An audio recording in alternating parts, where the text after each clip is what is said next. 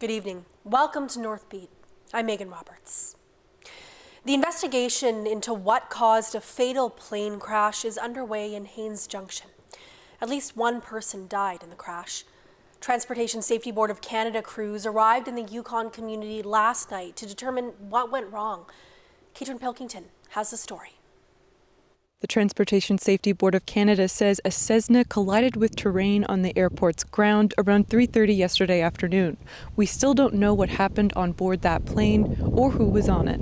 The Cessna, which was owned by Rocking Star Adventures, can carry up to 5 passengers. Rocking Star operates out of Burwash Landing and here at the Haines Junction Airport. They offer recreational tours of Kluane National Park, as well as transport for industry and researchers. Angie Charlebois is a councillor with the village of Haines Junction. I guess I'd like to encourage people to just look for ways to support the organizations that help people who are recovering from trauma. And I think that's the biggest thing is you don't realize how much support you need until you're in a situation like that. And I'm sure the families of the people who are on the plane who are injured need support. And I think that's the big thing is look for ways to support. In a community as small as Haines Junction, how does it impact people? Well, it gets very personal because unless it's tourists traveling through, you probably know 99% of who it is you're dealing with along those lines. And it does get very personal at times because you know families, you know family members and that all that type of thing, yep. The wreckage of the plane is located just off center of the airport tarmac. The site is currently being held by the Haines Junction RCMP. An investigation team with the Transportation Safety Board of Canada is expected in the community later this evening. Catherine Pilkington, CBC News, Haines Junction. Divers are using underwater drones in Kanaksujuak to search for a missing person after a snowmobile accident. Nalak Mifsud is the municipal town manager. Mifsud says 2 people traveled near a large crack in the ice, roughly 25 kilometers south of the village. That's where Nunavik police say the body of a 31-year-old woman was retrieved. A 41-year-old man was with her. He's still missing. Divers searched the waters near the accident, but their drone was limited to 60 meters in depth. An additional drone will arrive at the scene this evening that can reach depths of up to 90 meters. Nunavut RCMP have now laid charges against the man they suspect is behind last week's death in Rankin Inlet. 43-year-old Jack Ikwaluk faces a first-degree murder charge. Police issued an emergency alert last Friday morning telling people to stay away from the shooting range. RCMP say Ikwaluk initially refused to give himself up to officers, but he eventually surrendered after crisis negotiators intervened. He'll appear at the Nunavut Court of Justice on July 23rd. Quebec's Youth Protection Department is under fire for failing to ensure the safety of a teenager who was believed to be a target of gangs and child sex trafficking. The decision, released last week, says the boy's rights were harmed under the Acts of Youth Protection and respecting First Nations, Inuit, and Métis youth. The CBC's Samuel Watt reports, but first a warning, the story contains details about sexual abuse. The 16-year-old teenage boy was removed from his parents in northern Quebec as a toddler. He's been bounced between several foster families and rehabilitation centres due to his unstable behaviours. He wanted to return to his community. Last month, Quebec Court Judge Peggy Warland determined he should be returned home. She says there's little proof that keeping him at the southern-based centres was helping him, and that went against a recommendation of a psychiatrist. It's a story Philippe Andre Tessier hears often. He's the president of Quebec's Human and Youth Rights Commission. Lack of both foster care and youth centres, lack of housing, makes it sometimes difficult for situations that should not require out of Nunavik, care. Being at those centres actually put him in danger. He ran away often and allegedly got himself involved with a gang, made a prostitute, and received death threats. A detective says she contacted Youth Protection Services about that through several channels in February 2023, but the department director says that information wasn't passed on to them until 6 months later. Even then, Judge Warreland said there were many clues of sexual abuse before that. The judge has ordered Youth Protection to review their training and communication processes and for the child to be reunited with his family, subject to constant check-ins. Samuel Watt, CBC News, Iqaluit. The final public consultation for Nunavut's Child Daycare Act was held in Kimmirut yesterday. Representatives from the government of Nunavut visited 14 communities, including Pangnaktu and Johaven. The goal was to hear from people about what the new act should include and gather feedback from the community. Yes, this is perfect. I also like that they brought up that they will require training.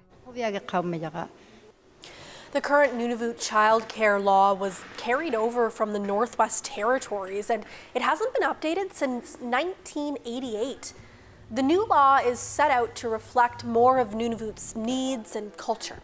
The final legislation will include the promotion of early childhood language learning and require criminal record checks and tuberculosis test results from employees.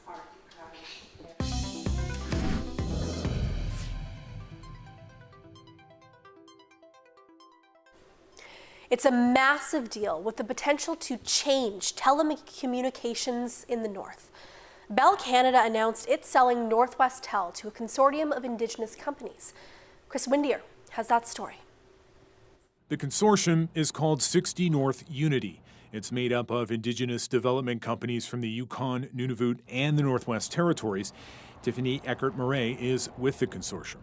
It brings 3 territories together, and it really allows us to take control of the communications in our communities that we rely on that communication network so desperately.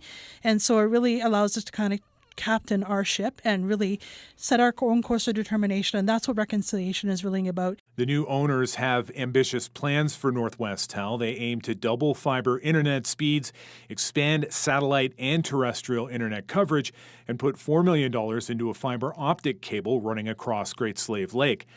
Northwest Tel President Curtis Shaw says the deal also means jobs coming back to the north.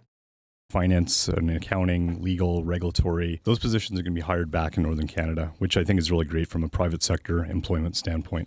The sale price, roughly $1 billion. Bell and 60 North Unity plan to close the deal later this year. Chris Windier, CBC News, Whitehorse. The drought in the Northwest Territories, the high price of diesel, and a stagnant economy are all posing major challenges for the Northwest Territories Power Corporation. Its leaders met with MLAs on Monday to talk about what's happening and what can be done. The CBC's Luke Carroll followed that presentation. He joins me now with more. So let's start out by talking more about how these issues are affecting the NWT, Luke. So the low water levels are having a serious impact on the Snare Hydro system. So this is the system that Yellowknife relies on. And normally about 98% of our power comes from hydro. Instead, now only 50% is coming from it, and the rest is coming from diesel. So additionally, many South Slave communities are also relying on diesel because their hydropower system, the Talston, is undergoing construction that's been delayed. So the territory is using astronomically more diesel than usual, and that diesel is also significantly more expensive than usual. So there's the supply chain issues with the war in the Ukraine. This is also partially from inflation. And that is occurring while at the same time electricity sales across the territory are flat. Mines are scheduled to close soon, and there's few more major customers that are expected to enter this market, Megan. Okay, so there's a lot going on there. It's not particularly rosy. What about renewable energies? So there was a lot of talk about the Inuvik wind turbine. This is a major project. It's meant to reduce Inuvik's reliance on diesel. But we found out, unrelated to the presentation, that that wind turbine project cost more than double what it was estimated to be. So it's expected to cost $88 million when it was initially slated at $40 million. It's also been wildly delayed. It was supposed to open in 2020. But during the presentation, there was also a lot of talk about how renewables aren't going to be an immediate solution. As Northerners, NTPC is concerned about the impact of climate change and on our environment. As you add more renewables to the system, you do, however, need to be cautious about the impact on rates and system reliability. When renewables are added to a community that already has sufficient generation and is experiencing little or no growth, there can be upward pressure on rates. So essentially what he's saying is that the territory can't just suddenly start relying on renewable energy because they fear this will drive up the rates or the costs for other residents. Now again, they spoke though about how costly diesel is. So it wasn't really explained how, renewables are going to be more costly than that. Okay, so there's a lot of information to sift through. Why was this presentation happening in the first place, though? A part of it seemed to appear like an explanation for the recent rate hikes we've been seeing, but it was also a chance to inform the MLAs of a pretty severe situation. So at what point do we really sort of just throw the old game plan out and do something different? Because we can't throw another, $15, $30 million at subsidizing, and we can't produce power if we can't produce power. And we don't have any new customers, and nobody sees them on the horizon. So what point do we define this as a crisis? Because I feel like we're in a crisis and we're just not facing the fact that that's happening. Responding to this question, the minister responsible for the NTPC, Caroline Wozniak, talked about how there is no real simple solution to this. The territory is undertaking some big projects, but she says she personally recognizes the urgency of it. Megan? Okay, thanks for breaking it all down, Luke. Thanks for having me. An NWT MLA says renewable diesel could be a game changer in the north. Made from vegetable oils and fats, renewable diesel can be used in existing diesel engines, but it does come with its own set of challenges. The CBC's Leanie Lambrink explains. Renewable diesel is chemically the same as conventional diesel. That's why it's called a drop-in fuel. It can be dropped into any existing diesel engine, like this diesel generator behind me, trucks, mining equipment. That's sort of one of the most exciting features of it, is that you don't have to build all new infrastructure and systems.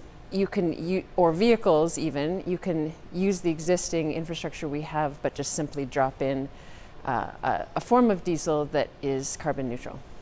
Renewable diesel is a budding industry in Canada. Imperial Oil is building a renewable diesel refinery in Alberta, while an old oil refinery in Newfoundland has been converted to make it too. The product is more expensive than conventional diesel.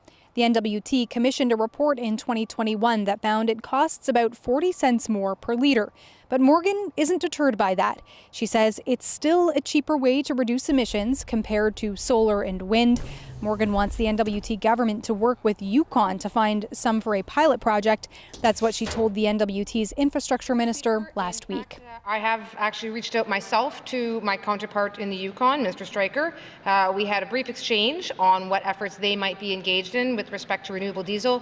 They so far have run into similar challenges as we have here in the Northwest Territories, which is, for one, not being able to find Arctic grade to do a pilot on, or when we find it for a small volume, it is extremely expensive.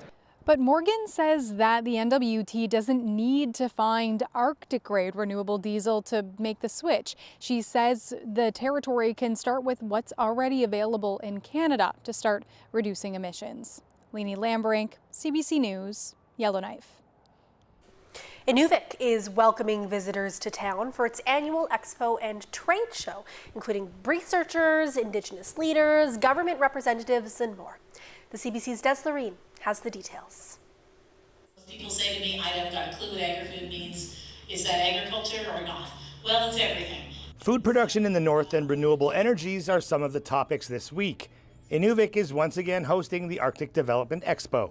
So this week we have our Arctic Development Expo. It's where we bring minds from all over the world in to discuss northern realities and northern solutions. We're expecting 30 exhibitors and over 200 attendees. Visitors have been getting tours of Inuvik's newly installed solar arrays and have had wide-ranging discussions on the future of the north. But it's not all talk. The show also helps bring more eyes to the north and helps tourism. So it's been a long-standing, history in the town to host this type of event. We're excited to see the number of people that are coming this year. Hopefully a lot of new ones and a lot of returnees as well. People tend to come back over and over again, so it's good to see, and it's great for the town. The conference wraps up Wednesday with a comedy show and a concert featuring local musicians. Des Loreen, CBC News, Inuvik.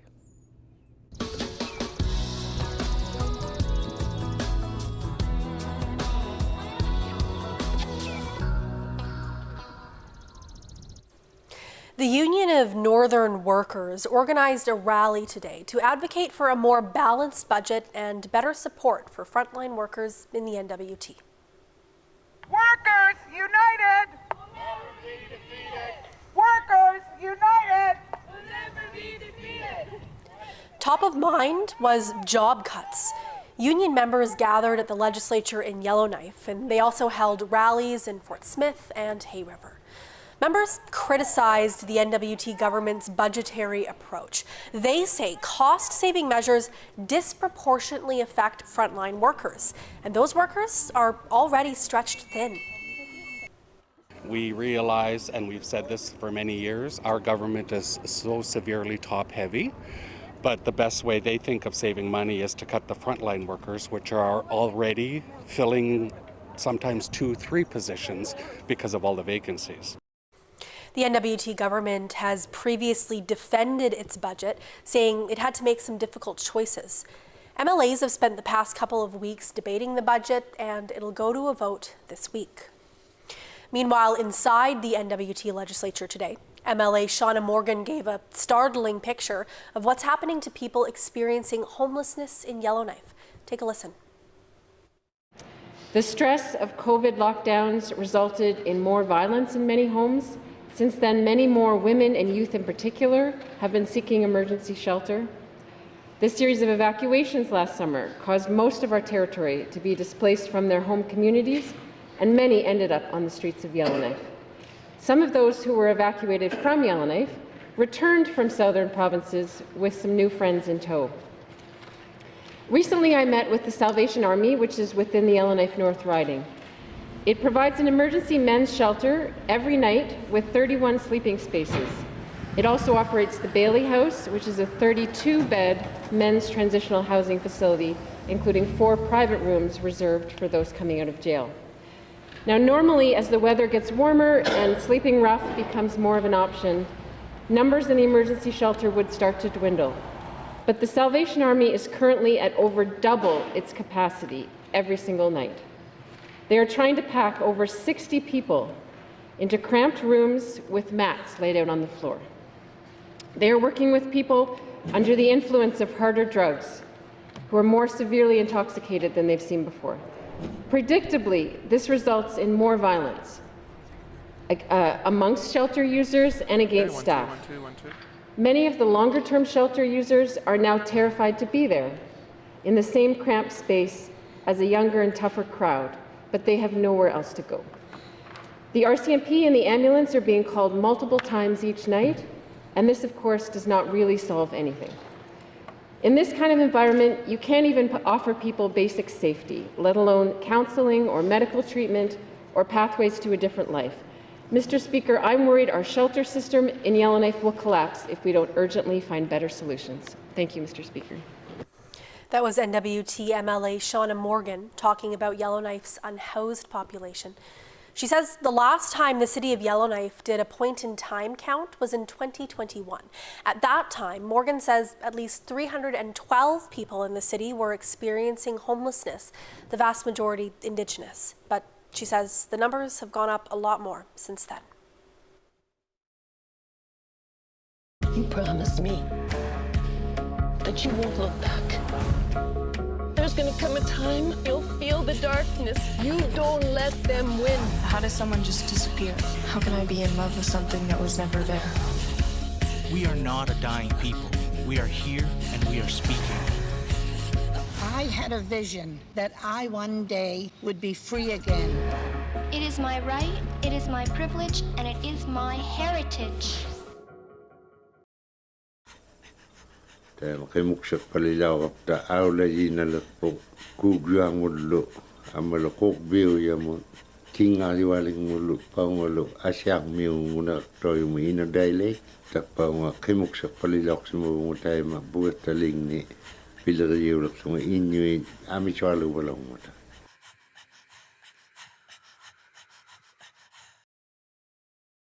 When we see Team Canada on the world stage, we're witnessing pure greatness. What we don't see is their struggle. We don't see Maggie McNeil navigating her anxiety, Shea Gilgis-Alexander getting cut from his high school team, or Ellie Black hearing she's just too old to compete. What we don't see makes us who we are. We're all bravely facing the odds in our lives, and our bravery is our victory.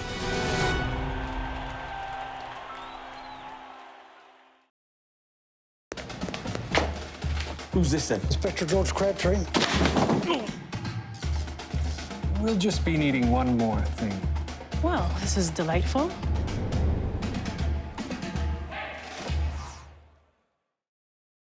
So, you want to watch CBC News Explore, a new kind of news channel.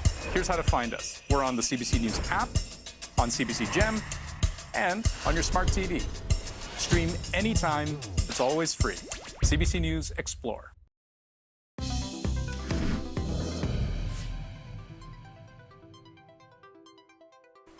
June is National Indigenous Heritage Month, and this year, CBC Indigenous is celebrating the accomplishments of First Nations, Inuit, and Métis trailblazers. Today, we head to the community of Ganawage. Gunacio Deer brings us the story of the Cattery Memorial Hospital Centre. It's been helping heal the community for over 100 years and remains the only hospital of its kind run by a First Nation in Quebec. That was the old baby clinic too, I worked in. See, I remember working in this big ward in the back. How old were you in that photo? Probably my 20s, 1974, so 21. Retired nurse Wendy Skye Delarone spent the majority of her career working at the Cattery Memorial Hospital Centre. And still sometimes I look at it, I'm there, oh, we really have one, I just all of a sudden, sorry. But to think of all the work that people put in, the former directors, the people in the community giving money for the bingo and all these things so that our patients wouldn't go to a nursing home somewhere, how many miles away and you can't get there every day. It would be very sad for them, Having access to a hospital with a long-term care facility nearby is rare in many First Nations, but this hospital has been a leader when it comes to First Nations healthcare. It was founded by Jesuit missionaries over 100 years ago, but in 1955, tired of financial woes and a building in need of repairs, the Order of Nursing Nuns who were running the place packed up everything and left. Newspaper articles covered how bingos were keeping the place afloat. Community volunteers had taken over running the hospital, handling everything from administration to nursing. You'd hear the stories about how people used to do their jobs and then go to the hospital to volunteer to make sure it kept running, to make sure it was moving forward. That's the old hospital. In this position now, looking back at all the resilience that our community had to keep the hospital going. We have our new physio here, and this is our well baby clinic. So this was all brand new, renovated too, with renovation and expansion. So this is when I think it first opened, yeah. The big complaint is the age of the building. It's not laid out as a hospital, and the nursing stations are right next to the patients' beds. We were worried about fire all the time. We hung tin cans on the ceiling so the rain wouldn't come on our patients. What do you think of when you see this? Oh my God. I think how fortunate we are that these individuals advocated for us to get a new hospital. At the time, it was the only First Nations-run health center in Canada, but it was still falling apart. The community spent decades advocating for a new building, and in 1984, they were finally given a promise. The Quebec government would fund the construction, and Ganawage would keep its independence. We'd like to present you with this piece by... Where's the tobacco? Today is an important step in that joint approach. The federal government always said that we are not responsible for building, capital funding. And the province, of course, said, well, we don't have the money, and also this is a building that would have to be put on reserve. So it was a constant ping-pong battle between back and forth, and it was very, very frustrating. Donald Horne helped negotiate that promise. It took years, but in the end, control over the hospital stayed where it needed to, and the new building finally opened in 1986. But I think we deserve it because of the fact that we worked so hard with what we were doing, and we made it. That principle of community control was paramount. So I'm very thankful for the 1984 agreement. It's been 40 years since that agreement was signed. Kahnawake celebrated in April. 3 of my grandparents were here in the long-term care. And I think sometimes, we take for granted that we have something like this in our backyards. And this hospital is a perfect example of cultural safety. People, they can come here.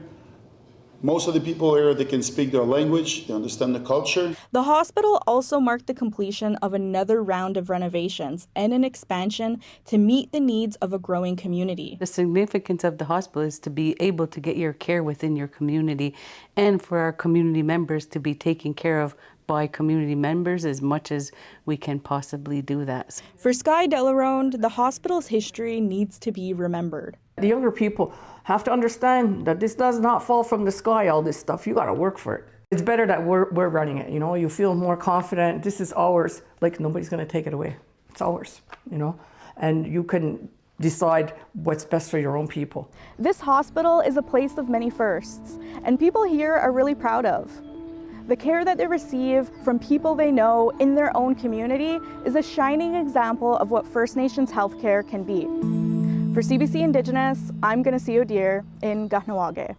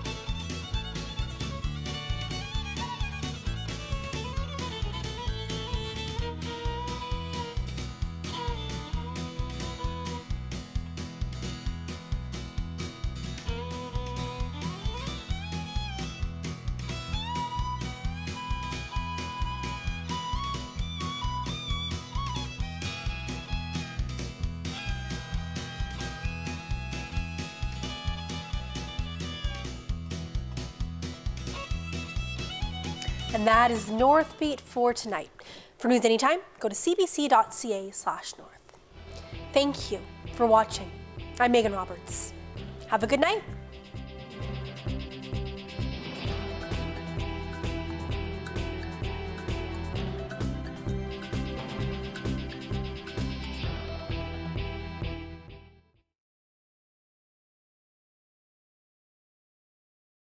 Are you ready to be entertained? Stand-up comedy best comedians from across the globe. Oh, great. An incredible lineup. Canada. Are you ready? Oh. Are you kidding me? CBC's got the best in stand-up comedy. That's pretty unbelievable, man. It's a scam. It's a scam. No way. Ooh. It's a bit spicy. It'll change your life. Catch it all free on CBC Gem. Well done. Y'all give it up. Give it up. Give it up. What happens when we transform the country into one massive obstacle course? 20 total strangers are about to find out. Okay, game on. Relationships will be forged and crushed. I want to rip their heads off. In an all-out battle for glory. Oh my God! I'm glad that there's cameras around. Yeah, me too. Do it in, replay. Only one thing's for sure. They are not ready for what's coming. Let's go, baby! You promise me that you won't look back. You don't let them win. I had a vision that I one day would be free again. We are not a dying people. We are here and we are speaking.